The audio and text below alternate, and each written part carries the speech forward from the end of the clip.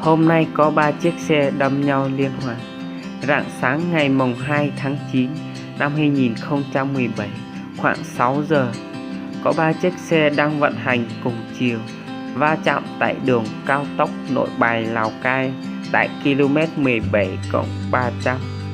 Trong khi xe khách 45 chỗ đang chạy thì xe 16 chỗ vượt tung vào đít xe 36 chỗ, và ngay lúc đó tài xế 16 chỗ mất lái lấn sang đường bên cạnh vướng vào xe 45 chỗ, làm cho hơn 10 người bị thương nặng và đã được cấp cứu kịp thời, làm cho xe 16 chỗ bị tan nát.